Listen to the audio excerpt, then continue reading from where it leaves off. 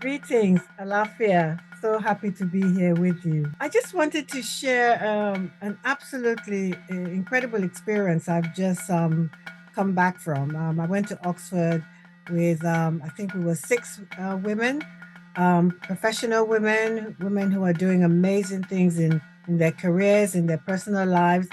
And we all decided to go on a trip of exploration. And within the and so Oxford was where we chose to go. We did a whole range of amazing things. What they call geo mapping, why we looked at our lives, we traced our lives through drawings, looking at different stages in our lives, what it meant to us, and it was a particularly transformative experience in the sense that when you come together with women or anyone really who has similar ways of thinking. I mean, we're very different, just from the to start from a position of race. I was a only a black woman among five beautiful non-black women, and I had no sense of I feel awkward. There were differences, and we spoke about it. We talked about hair, and we talked about skin, those things. So we were educating one another, as well as um, honoring our differences and enriching our lives by learning about one another. I mean, one of the things that I know people sometimes ask me is that with this particular work that I'm doing with and working with ancestral healing, and in particular, since I talk about the African diaspora, that how does that mesh? How does that sit alongside working with non-black, people? And I think the first thing I say about that is we're all human beings, first and foremost. And when I do this particular work, and I work with someone who is drawn to me, and I'm drawn to them through energy, because we are all energy.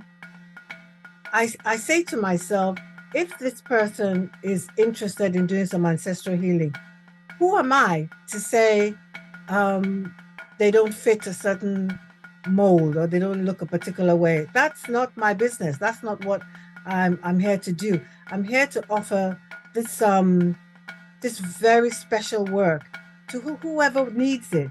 Yes, I may decide at certain times to work specifically with the Africans from the African diaspora, and yes, that is what my focus is.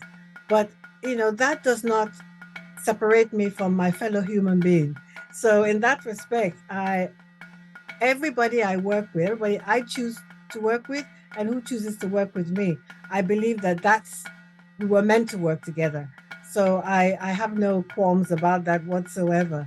And this trip was very spiritual on many levels because sitting together with the women and sharing very, very painful stories, experiences, it just made me realize that yes, we are different in many ways. There's no question about that. There's no denying that. I'm not going to sit here and say, oh, I don't see difference. No, I do. But when it comes down to it, the basics of humanity, there is no difference. We all want similar things in terms of connecting with one another, feeling safe, feeling loved, wanting to feel a sense of accomplishment, um, family cohesion, friendship. I mean, we laughed about things that made no sense. We laughed about things that made sense. And at the end of 3 days, yes, I think it was 3 or 4 days, we came away feeling, I felt as if I had experienced something that would remain with me for the rest of my life. Because I felt within those 3 days, these wonderful women had opened themselves to me, opened themselves up to me as I had to with them. And we had shared some very deep, incredible experiences that I would never have imagined these women that I see some of them I'd never actually met before, but some I knew, but I had no idea that these were the stories behind the women. Again, talking about stories, and that is the power of stories.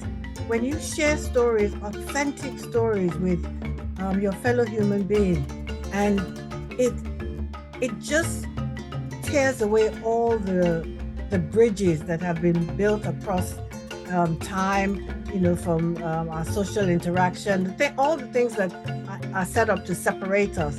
When we share stories with each other, we find that that there's more, and this is a very familiar expression. There's more that brings us together than separates us.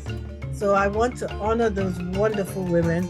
Thank you, beauties, and I hope to continue to have these experiences in different situations.